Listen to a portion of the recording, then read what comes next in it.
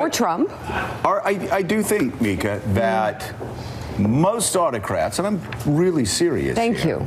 Most autocrats across the world would be embarrassed to have so many people fawning over them in public like that. And you looked at what Mike Pence said in the cabinet room also, and I'm really serious here. You wonder, and of course, it was such a gross display that, of course, Donald Trump, as Donald Trump always does, gets in his way of a successful day for the Republican Party and for himself and for the biggest corporations in the world.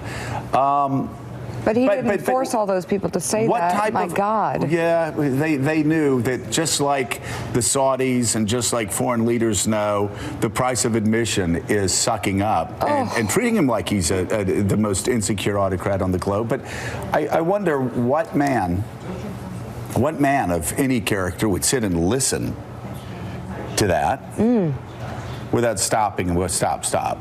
Being embarrassed. And then, of course, the question, especially for Mike Pence, is what man with any dignity would do the sort of thing that these people did yesterday? Take a listen to this, Mika. This is just Mike Pence. Mike, would you like to say a few words? I know I speak on behalf of the entire cabinet and of millions of Americans when I say congratulations and thank you. Thank you. You've spurred an optimism in this country that's setting records. But mostly, Mr. President, I'll end where I began. I want to thank you, Mr. President.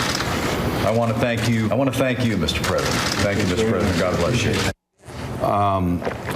you. Really unspeakable. We're not making no president in American history would sit and listen to that. And this is, of course, we're going to get to the news in a second. Yeah, we got to introduce everybody. But what does that say about Donald Trump and what he thinks the presidency is about? It is, again, it's so autocratic.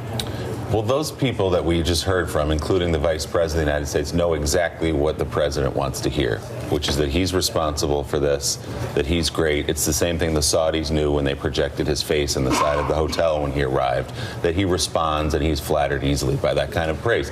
And again, it goes on a day, whether some people at the table like it or not, that is a major once-in-a-generation achievement for the Republican Party, that tax reform. But the way they celebrated it yesterday was unlike anything I've seen before. John?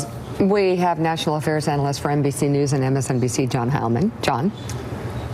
It's like a cult of personality. It is. I mean, and he's at least they waited until the bill was passed. Yeah, this time rather than doing it partway through, like with the health care bill when they celebrated just the House passage. I just don't understand. I mean, it's not just that. The president obviously likes to be praised. People obviously know that he likes to be praised. I just find it strange in the context. These are politicians who've seen a lot.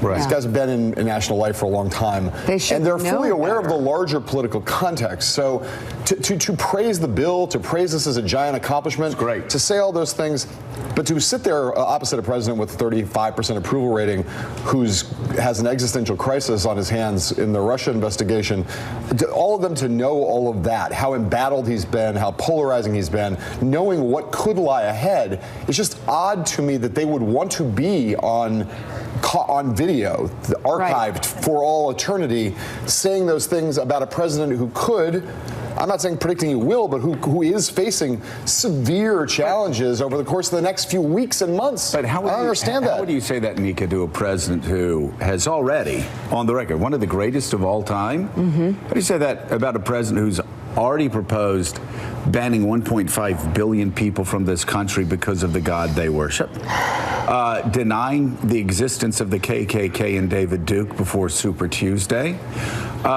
making a racist attack against an American judge because his parents came from Mexico, making an attack against a Gold Star family who gave their ultimate sacrifice by giving their son in combat. I mean, you could go on and on. Charlottesville, a president that forgave white supremacy and tried to paint it all in terms of moral relativism over and over and over again.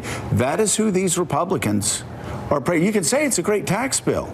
You can say it's great they got something done. You can say that it's going to get the economy kick-started, but to say he's one of the greatest presidents ever and then to do what they did, it's unspeakable. Well, if you can't see all the things that Joe listed there actually happening before your eyes, to see something wrong, I wish you could have heard Madeleine Albright, gosh, a year and a half ago, or during the campaign when she stopped me on the street in Georgetown and literally put her finger in my face and talked about the danger of Trump. Someone who would know, someone who grew up in the throes of something like this in its full form.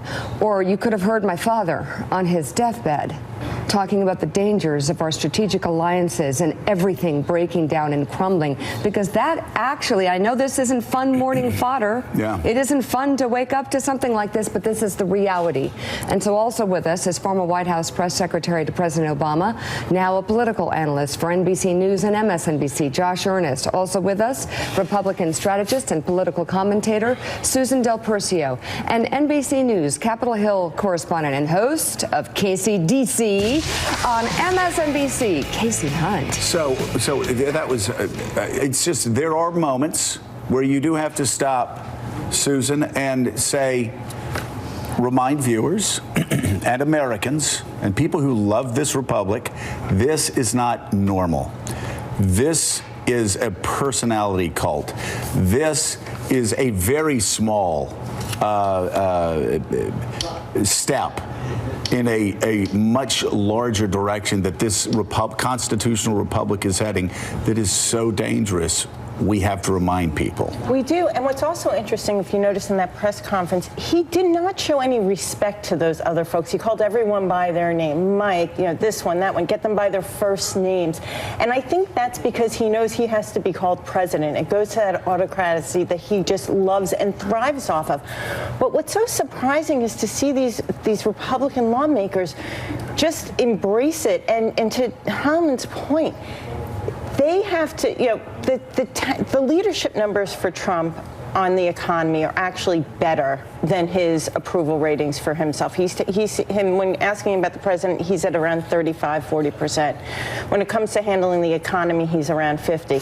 So that's what they should be embracing, the tax reform, stock market, et cetera. But they are going down a really slippery path because dangerous. I don't know how Orrin Hatch, for everything he's seen, went there and said what he did was just, it was actually heartbreaking to see him do that. That is a stain on his legacy, and it will forever be a stain on his legacy. And if you don't believe me, let's just watch this tape 2 years from now. Josh. Well, look, you're right. Here's the thing. Republicans made this bargain more than a year ago. They knew what was going to be required. They knew all of the offensive, outrageous, incompetent things that they would have to overlook in order to get this tax bill passed. So it's not particularly surprising to me that after making this deal that they made good on it in the end by praising President Trump. And here's, I think, the other difference between President Trump and basically every president that has come before him. Every president that has come before him have used that large platform as a position of national service to serve the country. President Trump does not view the responsibility that he has to serve the country. He views it as an opportunity to make himself look good. And all of these members of Congress, members of the staff know that it's not about appealing to what's best for the country. It's about appealing to what's best for him. And that's what they do to stay in his good graces. And again, let's not wake up like every day is a magical new day and pretend like we're a character out of Memento and we don't remember anything that happened before. I saw a picture yesterday of the Daily News, the day that Paul Ryan came out and endorsed Donald Trump. And the headline was, "I'm with the racist." This was again after Donald Trump again pretended like he didn't know who David Duke was, would not condemn the Ku Klux Klan the Sunday before Super Tuesday, tried to ban 1.5 billion people from coming because of their faith. I mean, on and on and on and on. And so, yes, they knew exactly what they were getting into, and why they're doing an even deeper dive now is beyond me. But why don't we talk about the tax bill? It is good news for Republicans. It was the celebration they've been waiting for. Unlike the Rose Garden celebration back in May when the House passed on Obamacare. This was again after Donald Trump again, pretended like he didn't know who David Duke was, would not condemn the Ku Klux Klan the Sunday before Super Tuesday, tried to ban 1.5 billion people from coming because of their faith. I mean, on and on and on and on.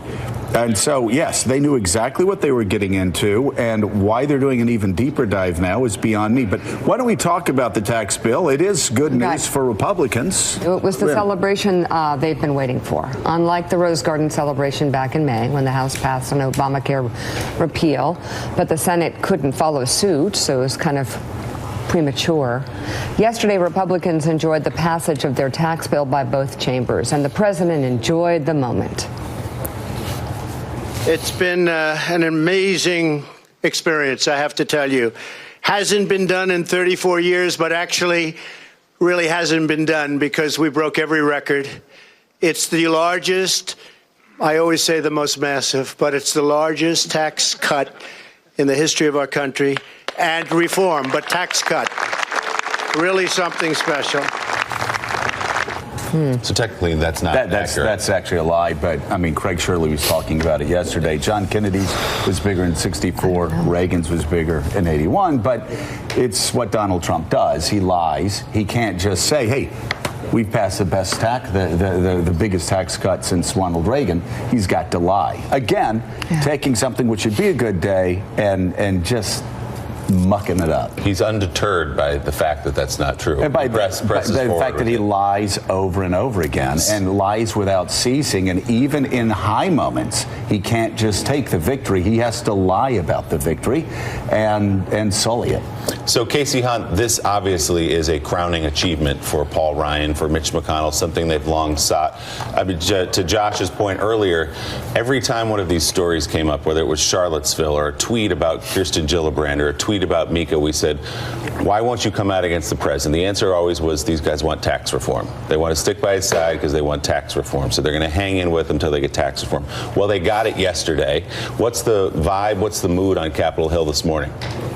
They did get it yesterday, and I think part of why you saw what you saw yesterday, and I was right there with Joe in being kind of stunned to hear Paul Ryan calling the president exquisite presidential leadership. I mean, this is What's wrong with him? He must not be running. Home. Go back to Wisconsin. It's just painful. Save your dignity. You have children.